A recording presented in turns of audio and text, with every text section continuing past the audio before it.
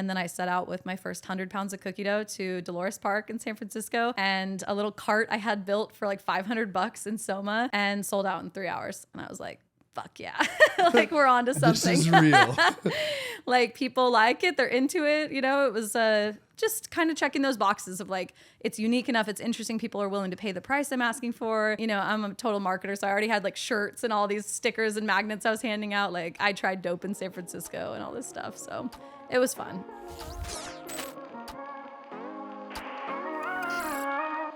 Kelsey Moreira is the founder of Doughp, a fast-growing edible cookie dough company that has scaled incredibly quickly over the past 5 years. with a notable feature on Shark Tank. In this episode, we cover why Kelsey got sober, The depths of her mental health journey, and how she's leveraged this experience to scale a startup. and sell over $13 million worth of product to date. Welcome back to episode 5 of the Turning Pro podcast. We have one of my favorite people on today, Kelsey from Doughp. Thank you for joining us today. So happy to be here. It's awesome.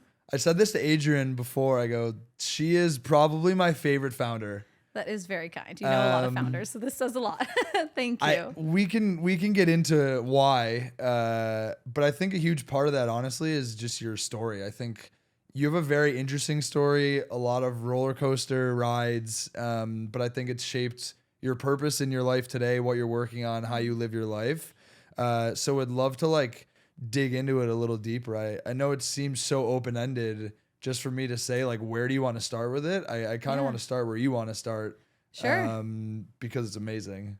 Thank you. Yeah. And well said, like that it kind of shaped my purpose today, and everything that I'm doing now is because of my journey. So I'll take you back. We can go way back. So I grew up in Sacramento. My parents got divorced when I was pretty young, like 6 years old. And I had struggled really from like 6 years old to get attention through my achievements. Like anxiety and perfectionism became my best friends because I wanted to be the best at everything I did. So I had a ton of stress as a young kid. And then when I was 16 years old, I got this opportunity to work at Intel. So a big jump. It was like going from just being a kid to being an adult, working upwards of like 30 hours a week. You know, I'd work full time through the summers and working part time through the school years for what would become a 10-year career. And that anxiety hadn't gone away. It only really got worse through that time. And I, from the age of 14, had found alcohol as like this amazing release for me then. I got this chance.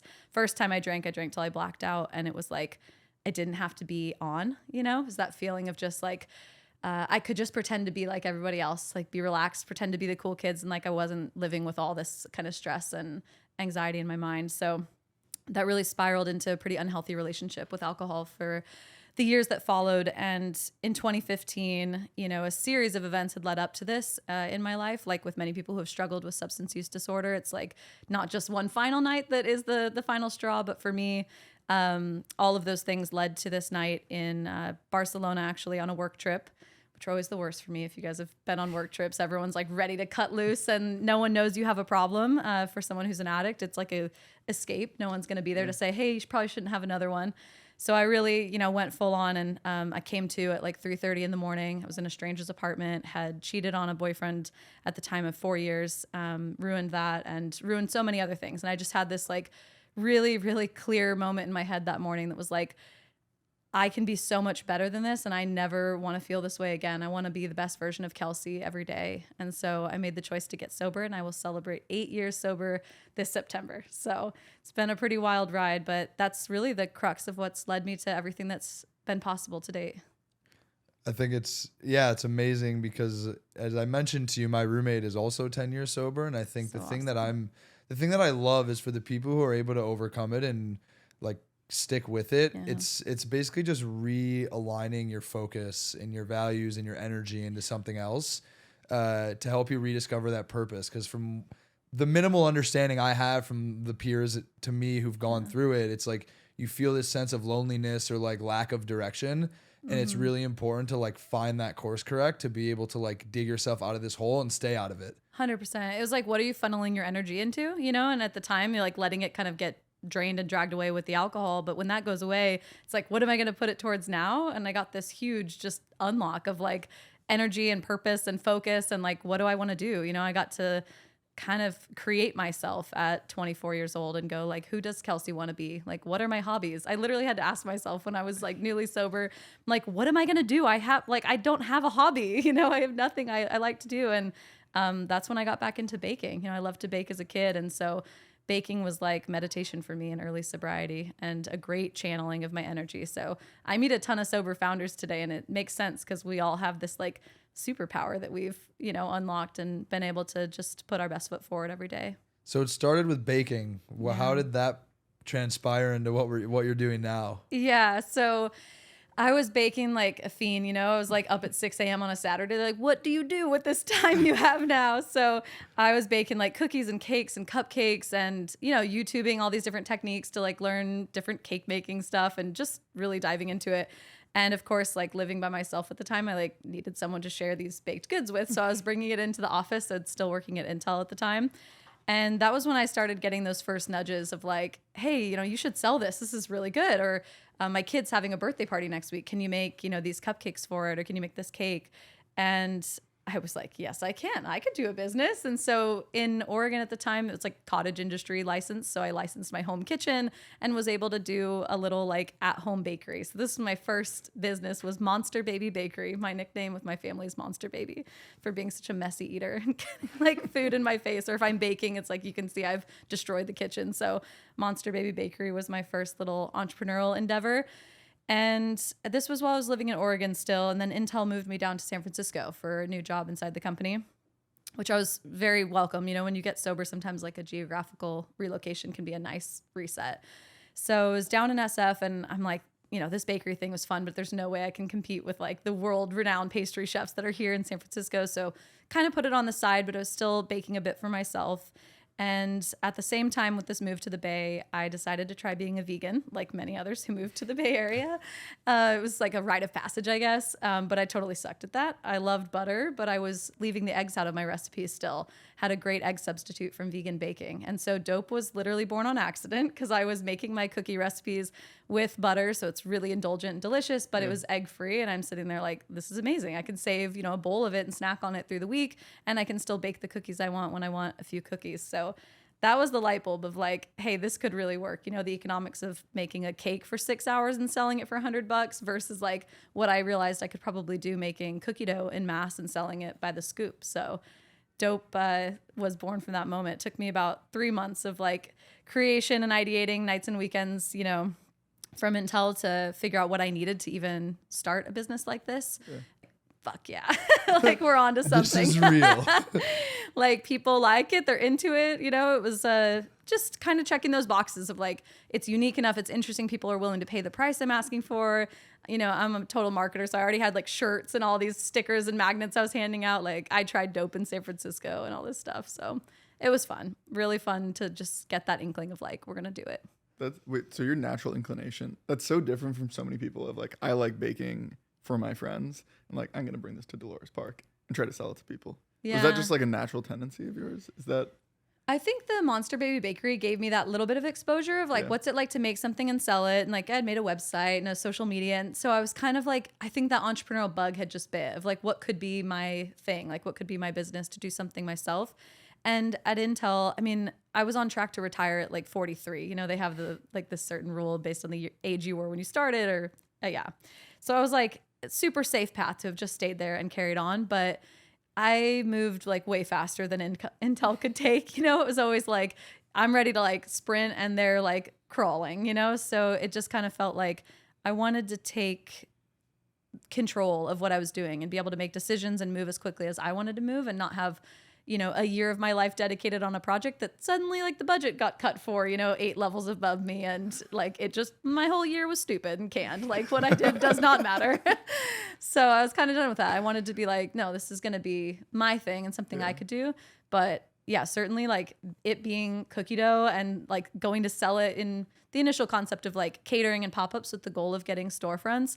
Like my family was like, oh, she's having a quarter life crisis. Like she just got sober. She's like kind of vegan. She's doing all this yoga and stuff. And now she wants to start a cookie company and she's going to quit her job. Like my poor like Scottish grandfather. When you was frame it that way, died. like of course someone's going to say that. Yeah, no, they were then it's like when you think about, you know, the Forbes and the Inc. 5000 and like all the things you've actually done with just a cookie company as you belittle it to say, it's so much more than that. For sure. It all comes after, right? It's like everyone thinks you're crazy in the beginning, but I'll say like, even I didn't know how incredible this would turn out to be. You know, I knew that like in my heart, I was so alive doing it. Like even that first day at Dolores, like selling it and like seeing people like light up while they were trying it. And I like loved it. And I just felt like that was the only answer I had, was I want to keep pursuing what brings me so much like fire inside like this, and we'll see what happens. But I could have never told you. I mean, I freaked out when we sold our first like $100,000 of cookie dough.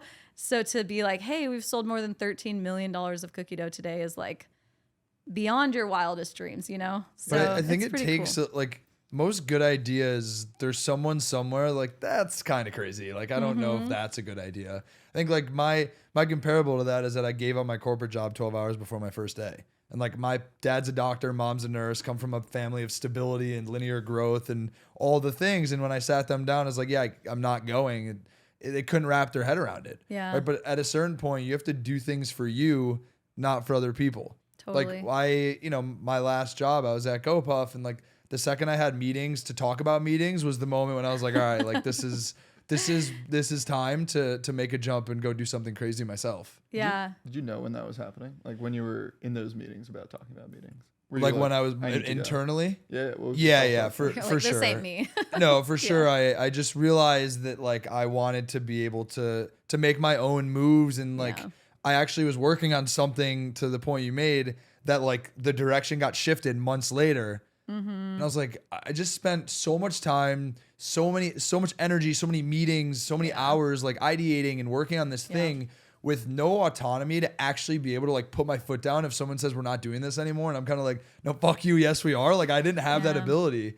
And that was a moment I was like, I need to be in control of my own destiny and like learn for myself. When there's something I want to do, I'm going to go hard at it and no one's going to stop me. I think there's something to be said about like having a little bit of mentorship and guidance, and like you don't know what you don't know, and you can learn from other people who've been there before.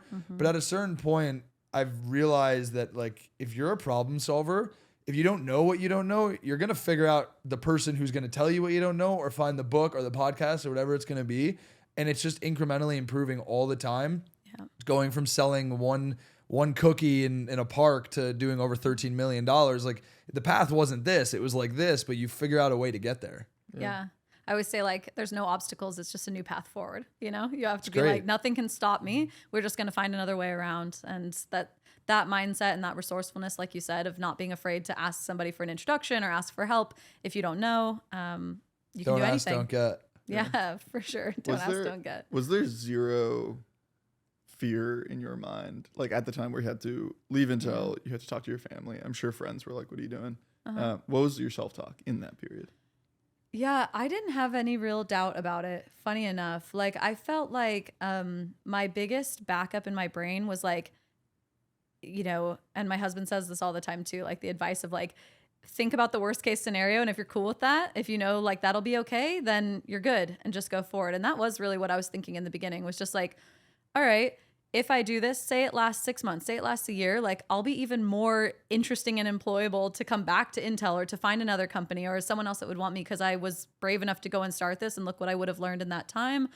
You know, had enough savings for like if 6 months go by and I haven't been able to earn a dime, like then I'll start needing to ask family for some help. But, you know, I was like, let's just try it. And I was fortunate enough that it was 10 years in with Intel at the time when I started Doughp.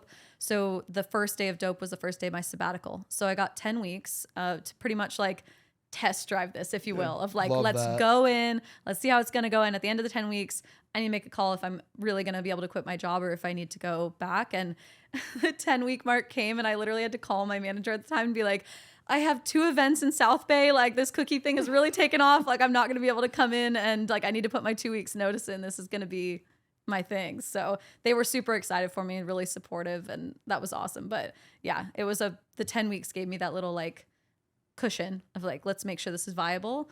You know, like 2 weeks into the business after I'd done the Dolores Park, Spark Social was a big food park down there. And I had submitted like a contact form saying like, hey, you know, I've got this new cookie dough company. I'd love an opportunity to serve at your food park. I don't have a food truck. So my plan was like, I'm going to do like a tent and table kind of concept with my cart that I have. And they wrote back in 2 hours and were like, this concept's amazing. Like, you do so well here. When can you start? So I'm like Googling like health permits for food truck parks, like how to do this. But yeah, step by step, it just started being like, oh, this is going to be for real. So by then I was already like catering, running 7 days a week at the food park. And, you know, shortly after that time, then would get the opportunity to open the Pier 39 store. Yeah. Wow. Crazy. I'm sure we've talked about this a lot. There's a reason this is called Turning Pro, but essentially like levels to the game of levels of commitment and taking yourself. Like even when you made that decision to take that like 10-week sabbatical, that was a decision to turn pro in a sense and like, okay, I'm going to get more serious. Walk us through if there were any specific catalysts or like points in time where you were just doubling down and recommitting and getting even more serious about the business. Sure. I mean, I think opening the storefronts was kind of that next phase. There's like a physical commitment to it that you're going to have this space that you've now paid to, you know, upgrade and create, and you need to make it something. So we opened Pier 39, I think February of 2018 was the grand opening of that. So it's just shy of a year into business and kind of getting that next step of like, what's this world like running a brick and mortar storefront? The Vegas store after that was another big commitment. This was building it from the ground up, $600,000 to build out the store. It was like my dream. Like, it was a cookie dough bar from my child dreams. Like, I could never have pictured something so awesome. Had moved to Vegas to oversee the construction of it and everything. So this was a big, like, I'm literally willing to kind of uproot my life. Had just met then boyfriend, now husband as well. So it was like, hey, this is amazing, but I need to move to Vegas to go open this store. See you soon. So things, it was like, you know, business was just number one for me through all of this. And another big turning pro moment and like fully committing was him joining the company. You know, is joined the business in 2019. And for people who look from the outside, it's like, wow, you guys, you meet a lot of founders who like the partners, like, you know, he works in VC and like is able to just like fund their whole life. And it doesn't matter at all what she does. Like, she could be like making $3 on her whole day of cookie dough sales and it wouldn't matter. But for us, it's like, this is it. Like, this is our life. We're full-time, you know, he's co-CEO with me. And it kind of doubles down on what I said earlier about like, there's just like no way that this doesn't work out. Like, we have to, you're all in, there's no chance you're going to lose because you don't have an option. I think that's probably the most recent, like, full commitment mode of just like, yeah, we're really doing the damn thing. You got there before I got there, because that was absolutely something I wanted to unpack a little bit of the husband-wife duo running a company. Yeah. How does that play into like your work-life balance, if that even exists for you? And like, do you guys have the ability to turn it on and off and try to have, you know, Kelsey and his time that isn't about dope? Yeah. It's evolved over the years. Like, in the beginning, much harder when you're first adapting to it, even coming together as a couple, where like, we actually worked in the same co-working office for about 6 months without even speaking, because like, we were both so career focused. Like, I was super busy running Dope and he was super busy working for another company there in that office. And he was just the cute guy that sat by the printer for a long time because I just didn't even have time to engage. Yeah. So then when we did meet and, you know, fell in love and we're like getting married and doing all this stuff, the idea to fully work together became like a really natural progression, because he was so helpful in the questions I had and the difficulties I was facing in the business.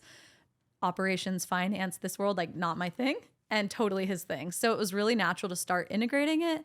But when we did first start to work together, much harder to have like how are we going to turn this off? How are we going to have like just our time and not kind of always living in this dope spiral?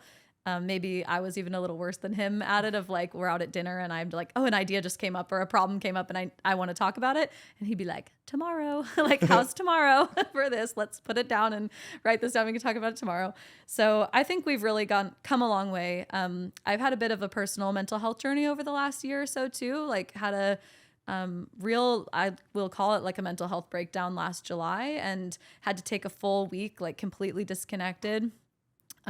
We were really like burning the candle at both ends. Stress was just like at an all-time high. And I needed to be able to stop and reset to realize like what boundaries I needed in place to survive, to like keep making this forward. You know, you can only run so fast and so crazy for so long until it catches up with you.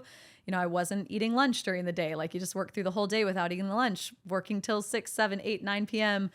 And then it's just always on your brain. You're not sleeping well because you're dreaming about all the problems you were working on during the day. And that got really unhealthy. So coming back from that, like I removed social media off my phone. That's been a beautiful thing. Like it kind of keeps me more focused. If I'm going to check in on anything with Doughp, it's only when I'm looking at it on, browser on my computer.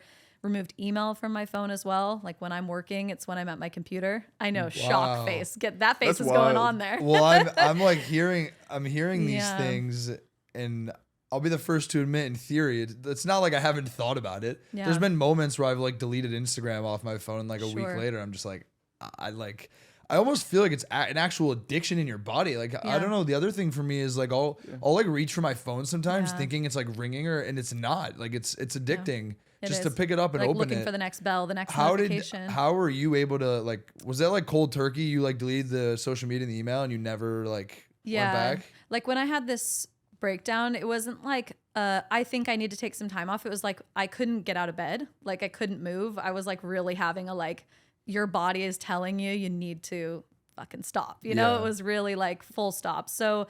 I've been going to therapy for most of my life, really. Like, divorced parents, they'll get you into like family counseling real young. So naturally, like when I got sober, got into a good program with therapy. And so my therapist was like, you need to not even have a to-do list for the next 7 days. Like, here's what you need to do to just chill out, do something for your mind and your body each day, but like nothing about dope and all this.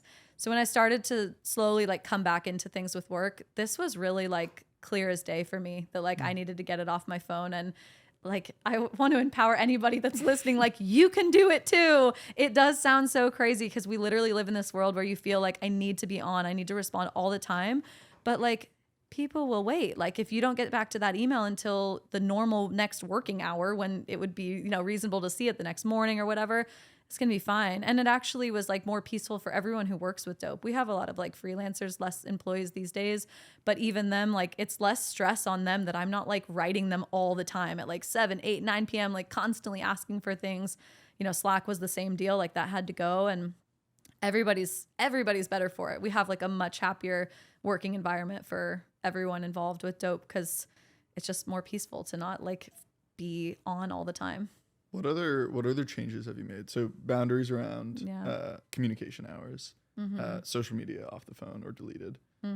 What other impactful changes have you made? I got a great habit tracker on my phone. So it's really easy when you go through things and you're like, okay, I'm going to get it together. I'm going to like start drinking more water. I'm going to work out 3 times a week. I'm going to do all these things. And then like 2 weeks later, you're like, what did I say I was going to do again? And like, well, who said that? I didn't say that. And everything's like gone to the wind, Yeah. So this app is awesome for me. It's got a little widget on my home screen so I can see like how many things I've checked off each day, showing me how the week's looking. What's it called? It's called Habit. Straight up, just Habit. Super easy. Not sponsored, but amazing. And it's been like a life changer for me. It's like the littlest things, of like, did I take my vitamins today? Did I have lunch? Did I stop work at 4? Did I get 5 minutes of sunshine? That's another non-negotiable, at least 5 minutes. We have a little like loop we walk around our block that's like 15 minutes. So if I can just make sure I get out and get 15 minutes before the sun goes down, just the little things, but keeps me honest. Like that accountability was really important, and it has to come from you, Do you find like having to draw a fine line between like over engineering it and making it feel like homework, or like dreading it versus keeping it where it's still like healthy and easy? Because I've tried a bunch of different apps. I would write things down, all the things. Yeah. And there were moments where I'm like, oh, this is exhausting. Or like, oh, I forgot to like check this off or do this thing. And I think for me, it's been about the things that are important for me as an individual, like integrating those into my life in a way where it becomes habitual and it's not like daunting. Like I think for me, if I open like a task list and it was like a daily thing and it was 25 things to do, I think it would stress me out. 25 things is the start there, right? Like make sure it's not 25. No, but I'm saying it's about being very intentional about what are the couple things that it's going to be. And if you can expand from there, how do you do that in an intentional way? Yeah, it has to really be like a non-negotiable. The list can start to get so crazy when you're like, well, I also want to read 1 book a month. And I also want to, and it's like, okay, but like, what's going to help me not like have a mental breakdown again? Like that's kind of what are the things like I got to do every day? And I think the other thing that has made this stick was not being afraid to change it, as things like progressed or time moved on, or, I just felt different through certain times of the year and I needed different things. Like I wasn't afraid to stop and go, I need to reset like the habit tracker. Here's the things I want to change or what I actually need right now. Exercise is on there too. So yeah, just being easy, like with yourself, not being so regimented too. Some people go from like, I've never worked out before, I'm going to work out 6 days a week. And then it's like completely unrealistic. You feel like you failed and, on begins the cycle. So saying like, I think my goal is like 2 hours of exercise in a week. And it doesn't matter how I break that up. I can put in that it actually connects to the activity app. This is another thing that's helped this stick. If you've got all Apple products and stuff, it connects to your like my meditation app. It connects to health, like all that. So it's logging like the number of minutes I meditated each day and the activity. So those I don't have to like manually update, which is really nice. And just get the check of like, did I do it or not? Yeah. Try to make it easier on yourself than like having to go in for each thing. Yeah. The 5 minutes of sunshine is so wild because I literally have one on Notion that I like check off at the end of every day, and it's 15 minutes of sunlight. And it's so depressing that it's max 15 minutes because I'll literally just be on calls back to back. And I'm like, I got to get my sunshine. And I'll pop outside. And some days I'm like, it's beautiful outside. Yeah. It's like there must be a way to get more than like 5 to 15 minutes. Well, I'm doing 45 right now. I don't mean to like rehash this about how I'm doing 75 hard. Nice. But I realized that I literally never go outside until I started doing this. Like I'm not kidding. I would go on Monday to Friday where the only time I'd go outside is like to go to the gym or to like maybe go get food quickly. Yeah. Never the act of just going for a walk or like standing outside and just being. Feeling the sun. And it's so interesting too, because one of the things that I've thought about a lot is if successful people can find time to exercise, go outside, disconnect from their phone, you can too. Yeah. Like I don't care what you're building, what you're doing. My biggest battle has always been thinking everything needs to be done yesterday. That's like the thing that I've been working on to like try and, like you said, it's okay to answer an email a day late, get back to someone. Because you hear about these things all the time on like podcasts about like Andrew Huberman, like, go outside, don't look at your phone, things like that. Yet, like, I think majority of the people who hear these things aren't actually like doing them because when it comes time to do it, you're like, yeah, but I got to answer this email or I have this call. It's always a trade-off. The rationale that I've come to realize that's helped me with it is like, you will always prioritize the things that matter to you. And end of story. If you're busy, like if Jeff Bezos can raise a family and be with his kids, like you can too, bottom line. Yeah. Totally. I think the hardest thing is balancing the fact that I'm sure you answer things almost immediately, even if you're waiting now. No, her email, she has an auto email set on that says, like I get take 7 to 10 days. Or I get like an influx. I said, because I sent her email yesterday. It's like, I have an influx of emails. If it's urgent, contact one of these people. If not, like I'll get back to you when I can. Which I think is so badass. Do you think your speed, just own it. Do you think you're like biased for speed though? And part of that is like reacting quickly and emailing people quickly. Do you think that is what helped like propel Doughp to where it is now? Like in an unhealthy way when I was still being like that. I suppose like in the early days, that hunger, like I just couldn't help it, especially when there was no other distraction. There wasn't a husband. It was literally just me and my cat Chip. And like, we were just hanging out, just Doughp was it. And so that kind of, I still had it then. I still had that level of energy. And I guess the like journey of an entrepreneur is like learning when you need to start making some changes through it. Cause I get it. There are times that just feel like if I'm going to get this thing off the ground, if I'm going to do it, like you feel like you need to go all in. But if you really want to make like the long run, you're going to have to start putting in like incremental self-care steps along the way, or else you'll have a July like I did last year and like need to just chill the F out and, reset everything. So yeah, I think the ownership, like the email auto response that I did and stuff, there's just a lot of BS emails you're getting as well. At the stage we're at, it's like really quick for me to filter out like what's actually important from what just came in that I need to respond to. So I have a start inbox that I'll start moving things to. But for the most part, like I'm just getting a ton of stuff that really can wait and it's just not the highest priority. So by doing that, I felt like I gave myself the chance to say, I'm going to stop and prioritize what of this is the most important to like digest and respond to versus feeling like it is in the order it came in. I need to just get back to everybody and they're all now. The thing about like relaxing the intensity and the time of like how quickly does everything have to get done was also a big help for me to realize that like you'll always have a to-do list. Like the goal of a to-do list isn't to like finish everything. Like there's always going to be more to do. Yeah. So I really killed myself. I think the first few years always thinking like, no, but I've got to get through it all. And it's like, there's tomorrow, like there's always tomorrow. I started like jokingly asked like, will anyone die if I don't do this today? Okay, we're good. You know, the answer is always no. You joke about it, but like you can take that analogy and think about it like, is my business going to go under tomorrow if I don't get this thing done? Totally. There's levels to it, of course, but it's a great question to ask yourself when you're under stress or you have a lot of things to do, and how do you prioritize? How make it's a great tool. Yeah. I think also in my mind, there's always if I respond to this, like I'll frame it like this. I've definitely won business and won deals and have good things happen because I reply really fast and because I'm constantly making moves.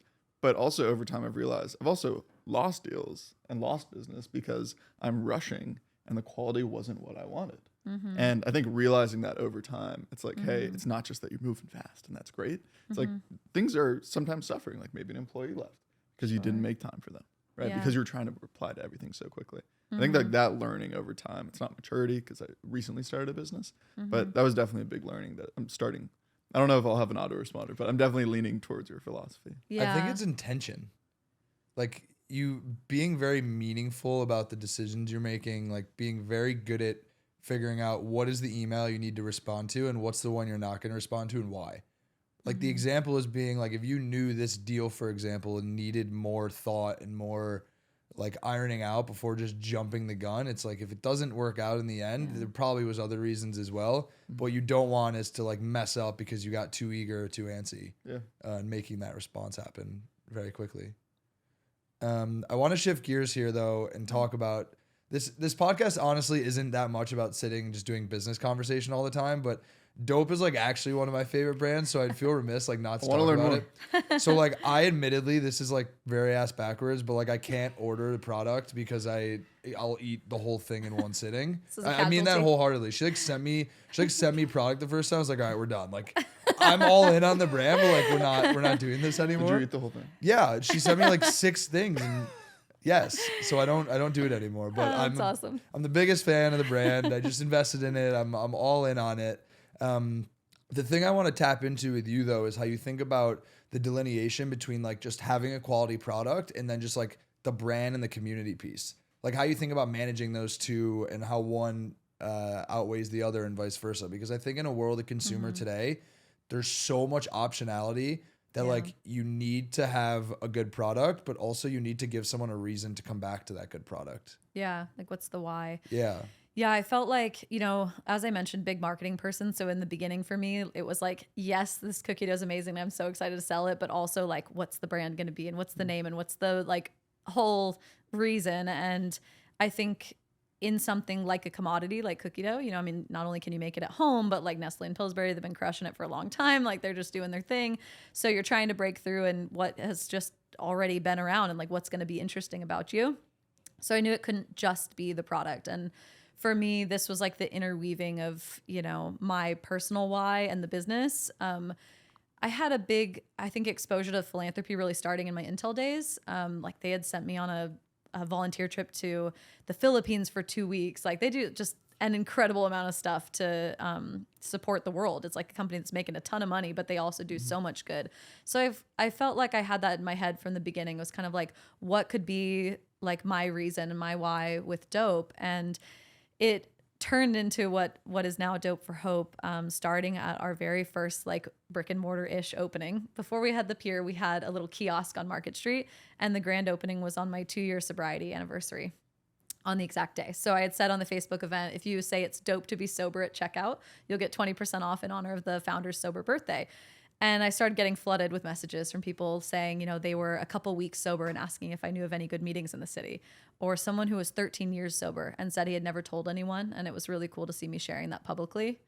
And I just got chills hearing that. So cool. I mean, and many others of similar variations. And it was just I felt like Doughp got to be a little lighthouse in that moment. Like we got to say like, hey, like me too. And if you're going through it or you've gone through it, like you're not alone.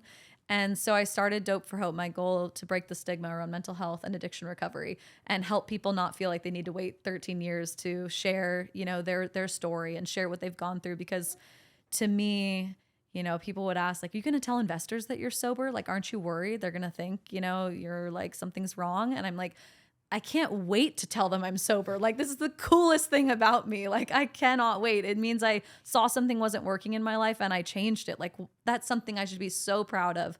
And I felt like kind of the historical 12-step programs that really relied on anonymity were in some ways hurting it, making it feel like I had something to hide and be shameful of. So that paired with, my own experience with mental health, I just felt like I really could do something with the company to make a change here. So with Doughp for Hope, we donate 1% of all of our sales company-wide. It's not of profits, so it doesn't matter that we've, gone a few years without a profit so far, but still donating 1% of all sales. So more than $100,000 to date to nonprofits that work in the space. We also do a bunch for our communities. So Mental Health Mondays, we do like text blasts to our whole text list. People are using SMS just to sell stuff exclusively. We send out texts that are like, hey, give us one high and one low from your last week. We want to hear how you're doing. And like, there's a real human here waiting to respond. And we have hundreds of conversations that start with people telling us what's happening in their world. Some people saying like, man, this felt really good to be able to say it. Or I can't believe I'm writing a cookie dough company this, but like, thank you for asking. No one's asked how I'm doing recently. And we forget that sometimes. Like, not everybody has a loving husband that's asking how they're doing, or a parent, or a close friend. A lot of people are really, really alone right now. So the community side for me was really serious, that through email and through text and through social media, like, we weren't just going to be a company selling stuff. I want to share like valuable resources. I want to really engage with our customers and community, like ask how they're actually doing and have real conversations and support them where they need it. We just added with the smart theme, with the platter. No, shut up, platter. No, it's okay. I think hopefully by the time this airs, the rebrand will be done. Sure. With the smart platter, Platter. with the platter launch, we actually just added a vent session to our website. So on our About page, there's like a section that says like, if you just need to vent, like, we're here to listen. If you want to drop your email, we'll get back to you. And if not, consider this your anonymous vent session. And I respond to all of these personally. They don't get my autoresponder. I do respond to these personally. And it's just incredible. Like, people really just need somebody to hear them, It's like a big reminder of just the human experience we're going through, all the variations of problems, people, addicts reaching out for help, wanting to get sober, seeing my story and thinking there might be hope for them, and giving me the chance to share like resources that could really change their life. So it's come really full circle with the mission and in the We Funder we're running right now, the crowdfunding campaign, seeing the community be able to invest. We actually had a woman write that, she's been receiving Doughp's emails and texts over the years, and that we've pulled her out of a depression so many times and made life worth living, which is just like, I'm not just selling cookie dough, I think like when you get to a certain point, you're, I don't know what the right word is, but it's like a marketing company that also happens to sell cookie dough. Totally. Right. Yeah. And I think that to me is a huge tenet of like a brand with a real community,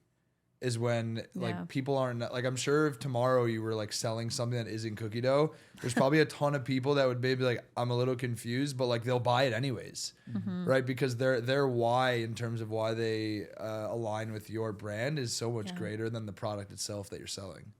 100%. It's deeper than just the product. And in this fleeting world where everything is so like kind of hit or miss, to connect to something that affects so many people so deeply, it will be more long lasting than, just going out there trying to dish out some delicious cookie dough. Yeah. Has your mission behind the brand changed since day one? Like, maybe day one it was, I want to make delicious cookie dough and like share it with people and share that joy. It seems a lot of what you're telling me right now, it's like there's just this bigger mission around it. There's a real why. Like, how has that evolved for you?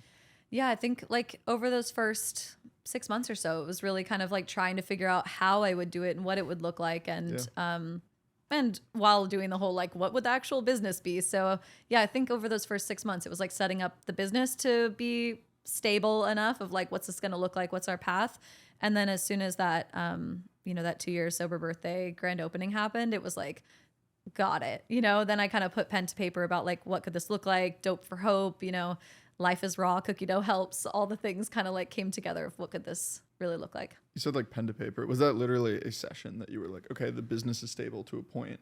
Yeah. Well, obviously we still want to grow it, but did you block out a session, like go to a coffee shop and like actually write this stuff down?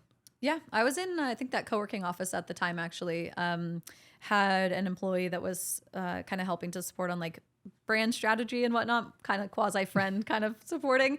And so, yeah, we had a brainstorm session about what this could look like to have like a philanthropic arm of the company, which, like you stated, I almost say is like the body of the company now. And then our arm is making cookie dough. So we're over here mixing it, but the whole, why became the core. So that evolution just, I don't know, it fed itself. It like continued to get stronger as time went on, and you see how well it's resonating with the community, and then you find new ways that you could engage. Really like sinking my teeth into the like recovery and mental health community, starting to meet new people in that space, and continue to open up doors and opportunity for us. What's next for Doughp? World cookie dough domination. No, like I got to do that. Same that I said on Shark Tank is still true. I think our big evolution, going from being a brick and mortar storefront, the pandemic happens. We, thanks to my husband, had started focusing on e-commerce in late 19. So our e-commerce business skyrocketed, did like 2.5 of 2.7 million online in 20, after having been 98% brick and mortar storefronts the year before. So just a massive shift there. Spent a year, getting that stabilized and focusing on starting retailer relationships. And then last year we launched more than 1,000 grocery store doors. So we've had a big kind of like, every year's been a just massive like learning curve. And this year gets to be like the year of profitability and the year of scale, trying to expand our reach. We've got one of our major retailers taking us nationwide this year. So it's like, Congrats. That was a huge, huge win. So it's like those incremental moments of like, okay, this is in, and just keep growing, trying to expand our presence with Costco. And, but I think at its core, like, profitability is really the main focus for Doughp next, to try and be sustainable long-term, not need like a white knight VC to come in and save us or an acquisition to happen. We really want to make it a more stable business. We had followed the kind of grow at all costs mentality that many CPG companies had over the last, 5-10 years. And this will be a healthier path for us. So really excited to not feel that pressure of like, raise or it's bust. Did you feel that pressure? Do I feel that? Did you feel that at one point? Yeah, for sure. When you're growing with that idea that you're going to have, some big raise that's going to take place and save the day with a few $1 million. And even you raise that and you're going to go and spend at the cadence you thought you would to keep growing and need to raise again. Like, I just wanted to get off of that treadmill. And that's definitely where I felt like we were going to start heading. So I think we're in a much healthier spot now. And, it's a product that we've served to an incredible amount of people. So tried and true, got a community that's super excited. And it's just sort of like, let's do it. We're ready. Like, it's gonna make it. We just got to find a healthier path with the profitability, but we're almost there. I'm proud to say we're at like a 10K a month burn, which is a far cry from, where we'd been in the past. So she's one of our, I don't even know if you knew that, she's one of our champion customers. Really? Champion. Yes. I didn't know I had that title. Do I get a name tag? You could have one. Champion customer. Champion I love customer. it. Wait, Cool. I'm curious, so a lot of things are going really well right now, clearly. What are a couple things, this could be personal or business-wise, some things that you're working on that are not where you want it to be? It could be your personal life, it could be anything. Things are so much more stable than they were a year before. Probably why I'm able to have the 7 to 10 day, responder on my email. There are less, oh my God, fires than there were before about a lot of things, in large part thanks to my husband who handles the operation side. I'm sure there's some he just doesn't tell me about until the fire has been handled. So that's been a nice balance. But really right now, just continuing to be focused on profitability is the biggest challenge we're facing, just trying to make sure that we're going to be able to do it. And, as you grow in retail, it's like the deductions and the free fills and there's just a lot of unknowns that keep coming up. So the cash flow is probably the biggest challenge that I feel is like, man, I wish this could be a little more secured and smooth and safe. But that's how CPG is. There's just a lot of unknowns that you can't forecast. If Doughp fails, why? It just ain't happening. I just can't. I can't even let myself contemplate that question. Yeah, I just don't let my brain go there. There just is no option for failure. I think the way that we get responses on that question just says so much about the founder. Yeah. It's interesting because some people will like take it very analytically and they'll sit there and Sure. be like, all right, if like we can't figure out Here were supply the chain risks. or like we hire bad or something, like no. And you're just like, fuck no. Like, say, no, next question. No, next one. I sure the government like outlaws cookie dough in the US. Like that could be tough, but I'd probably just go to a country that still allowed it and we'd make it happen. Relocate to HQ. Totally. We got good contacts in Canada with the She Recovers Foundation. We'd do it. So Brazil, my husband's Brazilian. We'd be doing it down there. Massa de cookie. That's how they call it in Brazil. Really? Cookie dough. What, so you mentioned cash flows, like what's top of mind for the business? For you personally, what are you, same question, but what are you working at? What are you not great at that you're like, okay, I know this is an area for improvement and I'm actively working on it. I'm not perfect, but. I'm the media buyer for Doughp now. So still like evolving and learning and ad buying. We've had like a lot of ups and downs with Facebook over the last year, like so many. I don't know if you guys have been privy to this over even the last week, but like Meta had a massive crash on Sunday. Oh yeah. Everything just like completely hit the fan. Like some people were saying theirs have rebounded, you know, ours did not. So I totally dropped the budget down to just almost nothing. So yeah, I think like that's a whole nother conversation about like the changing landscape of what e-commerce will look like ongoing for brands. You know, for us, I really see like the scale in retail is where our business will continue to grow. And e-commerce is a great lab for us to try out new products and new flavors. Great way for like true to brand, you know, loyal customers who want to buy it or send it as gifts. But it's just not going to be the growth engine that it used to be. You know, you have lots of companies that were like exclusively living on D2C because they could, hi, Facebook, I'd like customers. Here's the money. And they would do it and things worked out great. There's so much volatility there. So I think if I had to say kind of what I'm scratching my head on and trying to take the step back of like where else and how else could this work more effectively, it's new customer acquisition for e-commerce. Yeah, I think that's probably the biggest, like, I wish this was working better. Like, wish it was working like it used to. It just, the system's kind of wonky these days. So what's the new frontier there remains to be seen. Bit of like back to basics marketing too, you know, like what are the old ways people used to get people excited and finding out about their products. But to be determined. I think it's cyclical with like, I know Gary Vee has a bit about this with like trading cards. It's like every next generation, they like become cool again. That's why like people who are collectors, they're able to like withstand these like markets where it's like, oh, these things are crashing. I think it's similar with just like marketing tactics. It's like people just get like burned out by certain ones. So it's like, go back to the basics and try these. And you just have to continue to evolve and stay ahead of the curve. Totally. I think that's the biggest thing that I think you guys do a great job with, given they have a very lean team, is like your ability to adapt is very impressive with like trends that are going on. But I think another question I have for you is like, from a personal development perspective, like what do you do to learn and to educate and to improve as an individual? Yeah. I mean, my mental health has been a big part of that. So we talked a lot about, you know, therapy and just taking care of myself. A lot has come from it. I think staying connected with the network that I've, you know, built over these 6 years. I went from working in tech, knowing literally nothing about food, to having so many contacts in this space and beyond food, you know, folks like you, Ben, who touched food, but not totally working in a food business. So it's just been really cool to grow that network and enjoy reading. I mean, I try to just keep things varied and not be so like one lane anymore. Like, for example, I think I read my first fiction book last year since I was like in high school. Still haven't done it. Yeah, like I was totally like, I exclusively read, you know, business help books and all the stuff, all the professional development books and stuff. And then I felt like, yeah, I could be benefited from like opening up my lens a little bit. And what if I read something that was like just for fun? So yeah, I'm kind of on the like, how could I give myself a break from being too, you know, what am I learning today? But yeah, it's a journey.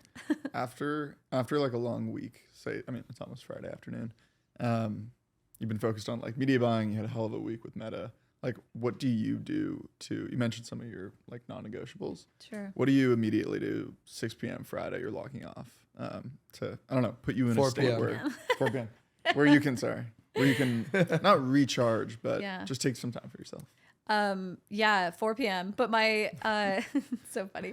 My husband and I moved to East Texas recently, and my grandpa's out there. He's like 93 and absolutely amazing Scottish man who still plays golf. He's very active. So we wanted to go and, you know, be close to him and soak up this time. So, we've been playing golf. This has been like a really big stress reliever for me and just something super fun to get into. My family has always loved to golf, but, not living in a golf community, I never really got into it. And now we live somewhere where there's 3 courses, and it's a blast. So yeah, fitting in some golf on the weekend's been a big one.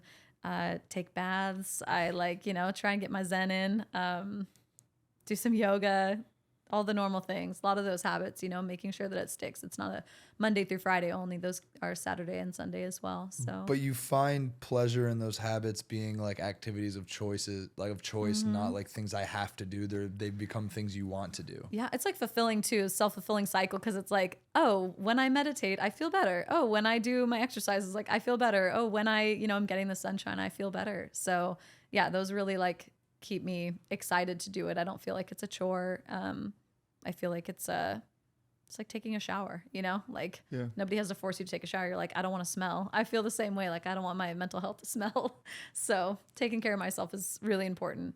Feel much more at peace with it now than I did when I first started the company. Had that kind of pressure. Even I posted on LinkedIn about this recently. It was like a Wednesday at like 1 p.m. and I left to go play a round of golf with my papa. And I posted a picture of he and I was like, I wouldn't have posted this like a couple of years ago. I felt like I would have been judged for like taking off and not grinding away and working. And like, I'm a more effective operator today than I was, a year ago, 2 years ago. So, it's just a real testament to like what can happen when you take care of yourself, and you can really bring yourself to the table and get what you need to get done in a shorter period of time, being really efficient rather than like, oh, I know I'm going to be grinding it out here till like 8 p.m. And then all of a sudden, like you filled a day till 8 p.m. Like you can do it. But if you stop yourself earlier, you only have this time, you get really focused on what the priorities are and you jam them out and then you play some golf. So does the 4 p.m. rule hold true in the household, or is this just a Kelsey rule? It's mostly a Kelsey rule. Is more like a 6 p.m., but it gives me some time. Like I'm the cook in the house. He's the dish man. So we get a good balance. So I'll cook dinner and stuff and kind of get some head start on that too. So yeah, mostly a Kelsey rule. And by nature of our roles, like the marketing side of things and the sales side, a little more flexible on my time than like the Costco order is about to go out and like he needs to be on the line with the co-packer because some stuff just happened, or he needs to be, sourcing whatever materials, and this freight company's calling right now. He has a lot more of the like, it's now on the phone. You're going to love this too. If you've ever called me, my voicemail says, "Hi, this is Kelsey. I no longer check voicemails. If you're looking to get in touch with me, contact me at," and I don't even make it to the end of your voicemail because you have do not disturb on. So the first time I call, I don't even pick the phone up to my ear because I have to like go to the second call to actually get through to her. Yeah. So it's a whole new world, I just feel like people forget how much control you have over your communication methods. If you're able, again, this is like, if you're in a position where you are able to, again, handles the like emergency phone call stuff. So I know I'm okay that if anyone I work with needs me, they know they can text me and I'll like see it right away. But yeah, my phone explodes with calls. I get like 30 calls a day from all these, my number gets out for different sales people and stuff. So I would never work if I answered my phone every time it rang. So you just kind of got to like find your channels and funnel people where you want to take them and then come up with your own system to handle it. Yeah. Yeah. I like your note about weaving in like golf on a Wednesday. I think something that I'm not good at that I'm actively working on, curious to take here, is like the kind of similar to like a yo-yo diet, right? Of like you're strict for 5 days and then starting Friday night to Sunday, you eat burgers and fries and ice cream or dough. Or cookie dough. And it's something I've always been bad at since I was a kid, of like go hard and then you can blow off steam or something. And increasingly, it's so hard to like not try to make every day look the same, but weaving in things like not just, okay, I'll do yoga on Saturday morning or something, like weaving that in. And then if you need to work on the weekend, that's okay too. Ideally not. But yeah, walk me through that process of like how you started to weave things in instead of being like, I'm sprinting for 5 days and then maybe I'll go golfing. Just do it. You just do it. Yeah. I'm gonna be like Shia LaBeouf, start screaming, but you just do it. Like I started treating it like a meeting, even lunch. Like when I first came back from the kind of breakdown and needed to get reset, I put lunch on as an actual meeting on my calendar. There's no like, no, I can't take a meeting at 12 o'clock because that's when I eat lunch. So 12 to 1 is literally just blocked every Monday through Friday on my calendar. So there's no, oh no, I got a meeting booked over it, I won't eat today. Like I just don't take meetings over that time. And so the same goes for like, if I'm going to play golf on a certain day or we're going to go to the driving range, I block it on my calendar. So there's not like put a little buffer for travel to and from or whatever you need to do. But if you block it and you treat it like a meeting, like it's something you need to do for yourself, then it's on there and you'll make it happen. I think for me, a lot of it stems from the trust I have with my co-founders. Like if there's one thing we don't do, it's question each other's work ethic. Like I know how hard both of them work all the time, like always on 24/7. So like when one of them's like, oh, I'm going golfing and it's 2 p.m. on a Thursday, I genuinely have never even thought twice about it. Like, why isn't he working? Yeah. And I have that same mutual respect, which makes it really nice because when you're working for a company or something, you're like stressed out when you try to do something during the day. Totally. But for me now, like I can plug and play things during the week and I don't even think twice about it. I think it's just making sure you maintain that trust with your co-founders. And for me, because we operate with such an execution-oriented mindset, like I don't really give a shit how you get your work done as long as we know that it's getting done, right? Like I also hate the notion of having to work 80-hour weeks. Yeah. I think there's something to be said about efficiency. Right? Of course, inherently, the more you work, like theoretically, you should get more done. Yeah. There are diminishing returns at a certain 100%. Point. Yeah. But I know many people who work like 30 to 40 hours a week who get a hell of a lot further than people who are working 50 to 60 and are happier and feel like they have more life. Yes. Yeah. Across all the different categories. And I think that's still something that I struggle with. I've gotten better at it, but with my friends who come from like the banking and consulting world, we're like, oh, I put in like 110-hour week. And I'm like, I only worked 37 hours this week. Like I'm lacking, I'm doing something wrong. And I realize that you don't count the hours you work. You have to count like the tangible things you actually got done to like move your business forward. Yeah, what's the output? And it can vary. Like there's seasons for each business too. I found one thing I really had to train myself on with Doughp was like being like, it's like a wave, you know, being okay when the wave is down and it's not so crazy to like take it a little easier and play the golf on Wednesday and all this. Cause I know just around the corner, something's going to hit the fan. Things are going to be crazy. Website breaks, something. Not anymore because we use Flatter. Hey.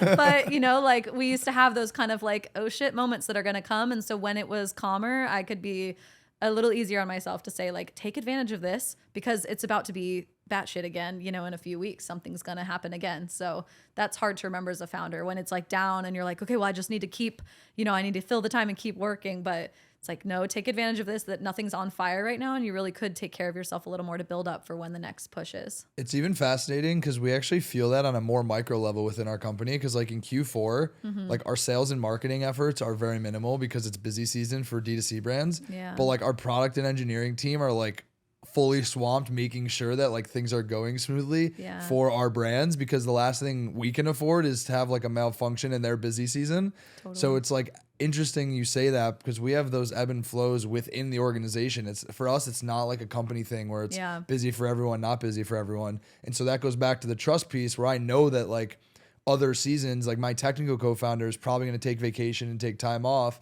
because I know in the middle of like busy season when like me and our sales team are taking it a little bit more easy, he's definitely not. Yeah. And so I think it all comes full circle when you have trust within each other. Yeah.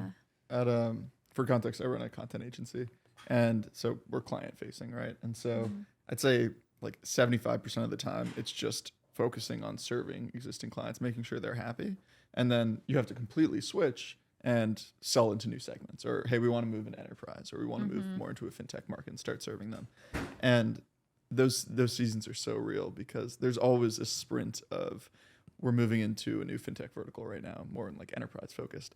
And for some reason we got some intros and like 20 potential clients reach out and you're doing all these calls and you're trying to close these deals and whatever happens. And then all of a sudden it slows down and you're like, what am I going to do? Yeah. And then you realize I'm like, I have 20 customers. I need to make as happy as possible and do well by them.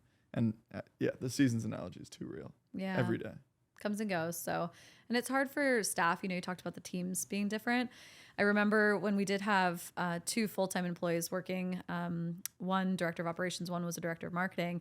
And we had spoken to them about removing, you know, email from their phones and Slack from their phones to try and help, like, let's ease things down.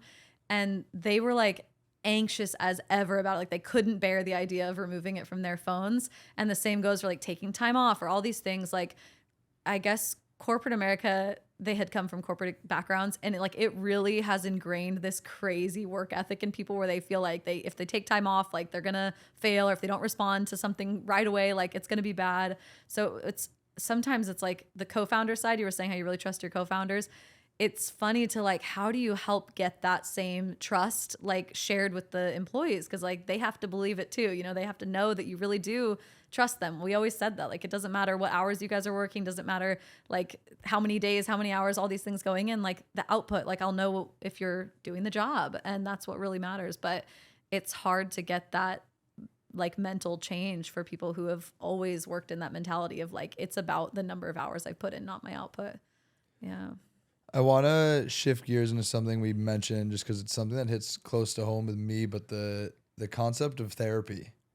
Like, I still think there's a stigma around it. I'd be curious to hear how that's helped you and maybe some perspective shifts you had, because I think there's probably a ton of founders out there who don't do it, who could definitely be doing it. Yeah. Really to have, like, when you're the founder, like the buck stops with you, right? When you have investors, advisors, employees, like, for me, the aha moment for me was when I like realized a long while ago that like we were putting food on the table for like the families of our employees. And there's times where that can be a lot of responsibility. And I never realized that like therapy can be that thing where you have someone who isn't in that relationship with you that you can just like openly talk to. Would love to hear like the different ways that that's helped shift your perspective on life. Totally. Like, do you think it's good that a professional athlete has like a physical therapy person, you know, to help work through, right? Their muscles are their thing. Like if they need those to perform at the highest level, they pay all sorts of people to rub and do all the things that they need to make them top notch. Like for us as founders, like it's our brain, like it's up here, and it's like how we're feeling, and like our emotional and mental state is what will make the business successful or not. So the idea that like, oh, therapy's like stupid or who needs it? It's only if you're broken. It's like, we all need it. Like I would say a normal person should already go to therapy just because like life has trauma and everyone's childhood wasn't perfect. So it'd be great to get into therapy. But as a founder, it's like a absolute must do, you know? You can even look at like executive coaching as like an optional layer on top of that. But I just think like therapy is a must. The amount of pressure you have, the weight that's on your shoulders, the cost of failure, I mean, it would crush any normal person. And so if you try to get through every day just dealing with yourself and letting it kind of bottle up, it's too much. You know, it's too much for any one person. So little things on your own, like journaling, can be really helpful. Sometimes challenging for individuals who suffer with anxiety because you're sort of like letting yourself spin on the paper. But that coupled with, you know, a professional therapist that can help you through the day-to-day, and also like unpack why you're responding to certain situations in a certain way, and like how you can bring a more level head to, you know, your company and what you're trying to build. It's a game changer, and it's like saved so many things in my life for sure. Yeah. I think that's a fitting place to stop, given Sure. all the things you've been able to build and how it's empowered you to do so. Kelsey, I really appreciate you coming on with us today. It was so fun. It was so awesome. Do you want to let people know where they can find you and what you're working on? Yes, I would love that. So if you're looking to get some dope, you can go to doughp.com. It's like dough with a P on the end. We ship nationwide, and we've also got a grocery locator on there, so you can check out dope in more than 1,000 grocery stores. So see if we're in your neighborhood. Go pop in your zip and check it out. Please connect with us on social media. We're at Doughp. Get on the newsletter and all that stuff, as we talked about earlier. It'd be awesome to have you. So thank you. Awesome. Thank you. Thank Have you a so dope much. day.